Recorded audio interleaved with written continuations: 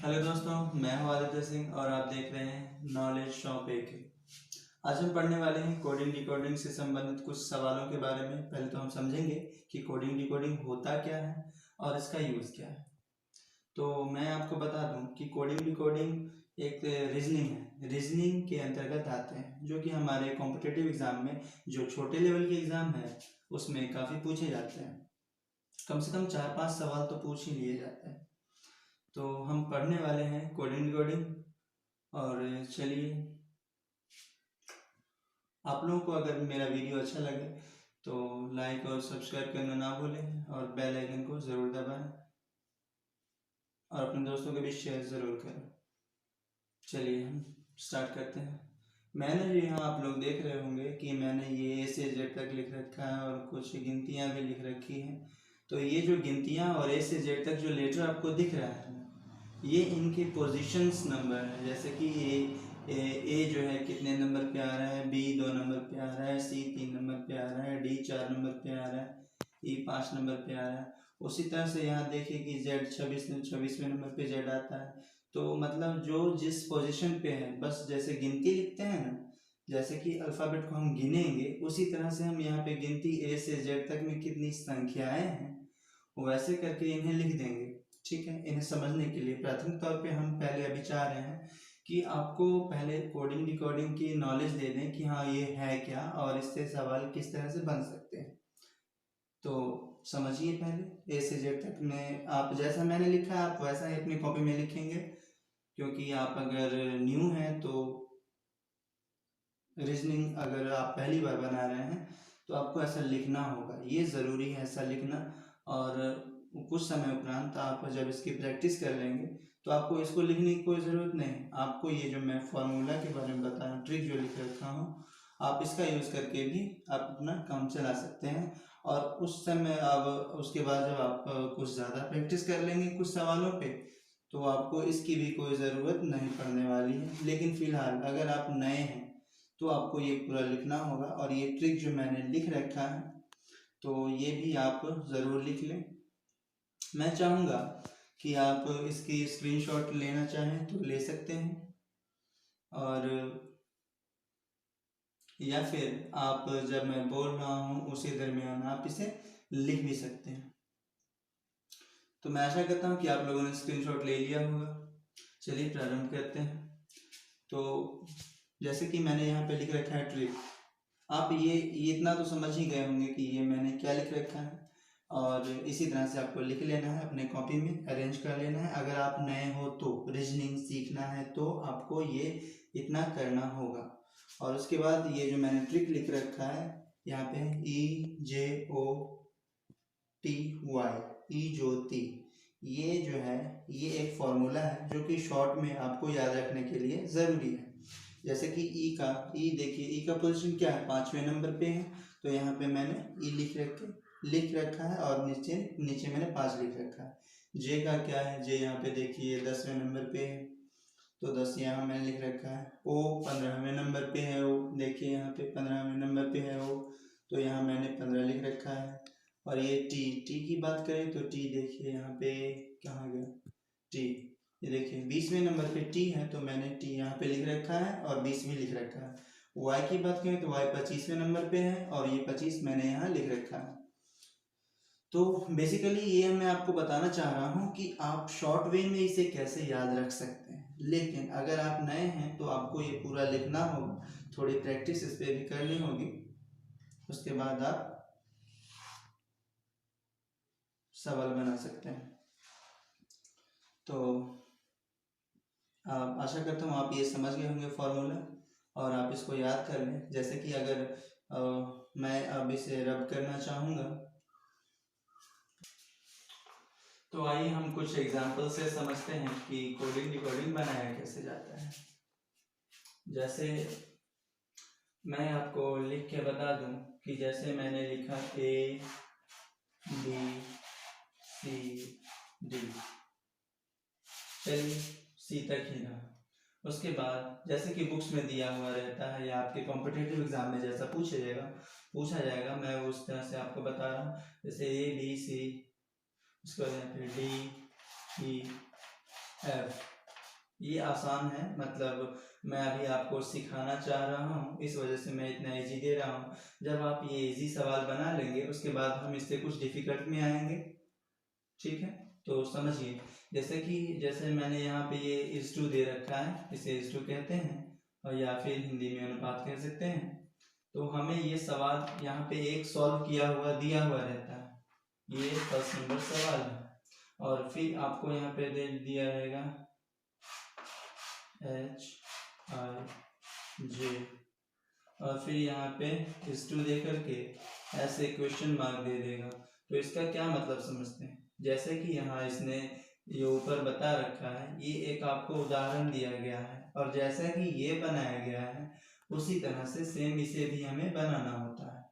तो हम इसे पहले देख लेंगे कि यह किस तरह से अरेंज किया गया है। जैसे हम देख रहे हैं कि ABC, तो DEF, मतलब कि इसमें कोई सीरीज नहीं जा रहा है, ये सीधे सीधे जैसे हम ABCD लिख रहे हैं उसी तरह से, जैसे ABCDEF वैसे ही लिख देना है। यहाँ पे जो क्वेश्चन मार्क दे रखा है उसको हम हटा करके यहाँ पे हम इसका आंसर लिख सकते हैं कि HIJ, तो KLM।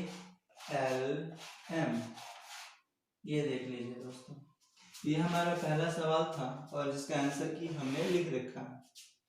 अगर आप लोग में से कुछ लोगों को नहीं दिखा हो तो मैं फिर से बता देता हूँ कि जैसे यहाँ ABC लिख रखा है, और इस टू का ये इस टू यानी कि अनुपात का ये साइन है, और उसके बाद DEF लिख रखा है।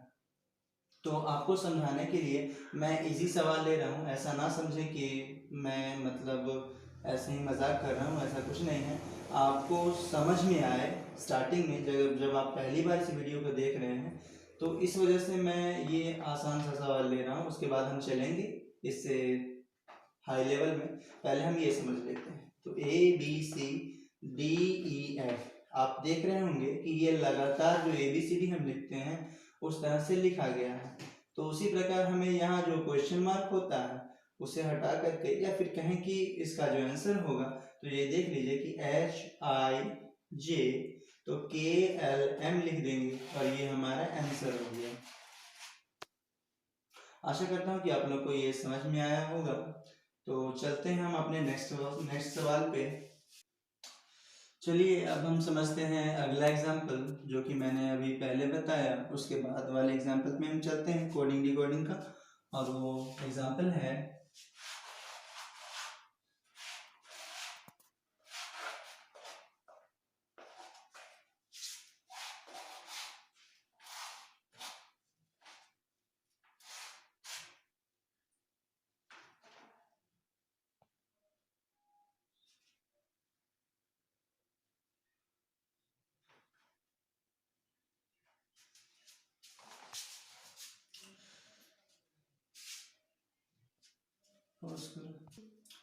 तो मेरा अगला एग्जाम्पल ये है, देख लीजिए आप लोग। तो ये इस तरह से भी सवाल आपको दे सकता है, ये हम कह सकते हैं कि नेक्स्ट टाइप है एक तरह से, और इसे समझेंगे कि ये किस तरह से अरेंज किया गया है। पहला तो ये कि अगर इस तरह से सवाल दिया हुआ हो और फिर नीचे आपको ऑप्शन में दे दिया जाए कि ये है CE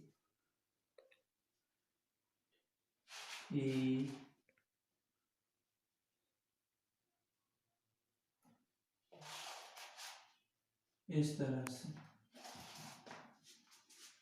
ये है, तो आपको अगर इस तरह से सवाल दे दिया जाए और पूछा जाए इसका जवाब क्या होगा, तो पहले हम इसको समझेंगे, क्योंकि ये मेरा एग्जाम्पल दिया हुआ है, यानी कि ये सॉल्यूशन दे रखा है। सॉल्यूशन मतलब किस तरह से हमें आगे वाला बनाना है। तो पहले इसे समझेंगे। तो हम क्या करेंगे, इसको बनाने के लिए हम इसका पहले प्लेस वैल्यू लिख लेंगे। आपको मैं प्लेस वैल्यू लिखना इस वजह से कह रहा हूँ क्योंकि आप जितना प्लेस वैल्यू लिख के प्रैक्टिस कीजिएगा, आपका वो मतलब दिमाग में ये बात याद होता जाएगा कि सबका प्लेस वैल्यू क्या है और कितने पे आता है। तो हम पहले सबका प्लेस वैल्यू लिख लेंगे, जैसे कि B 2, D का 4 है, F का 6 है, H का 8 है, J का 10 है और L का 12 है। दोस्तों मैं आपको एक बात बता दूं कि मुझे जो याद है मैंने इसी तरह से याद किया है जैसे कि मैं आपको बता रहा हूँ। तो आप जितना भी इस पे प्रैक्टिस कीजिएगा सवालों पे और इनके प्लेस वैल्यू को लिखने पे, आपको उतनी जल्दी याद होगा। तो चलिए हम समझते हैं सवालों को कि किस तरह से इसे अरेंज किया गया है। तो देख लीजिए यहाँ पे ये 2 है तो यहाँ पे 8 हो रहा है, यानी कि +6 हो रहा है। अगर हम ऐसा कर लें तो +6 हो रहा है। फिर यहाँ पे 4 है तो ये 10 हो रहा है, तो 4 + 6 हो रहा है। ठीक है, 4 + 6, 6 में 4 में 6 जोड़ेंगे तो 10 हो रहा है। फिर यहाँ पे 6 है, फिर ये 12 हो रहा है, तो +6 कर देंगे। तो इस तरह से देख रहे हैं कि सब में +6 +6 +6 एक तरह से सीरीज आ रहा है। तो उसी तरह से हम यहाँ भी देख लेंगे कि यहाँ पे किस तरह से हमें करना है। तो यहाँ पे देख लेते हैं। चलिए हम यहाँ पे देखेंगे, पहला एक तो ये तरीका हो गया, दूसरा भी तरीका है इसे बनाने का। जैसे कि हम देख रहे हैं कि यहाँ पे लिख रखा है A B, ठीक है, B है। फिर B के बाद देखिए कि C नहीं है, D है, तो D है यहाँ पे। D के बाद E नहीं है, F है।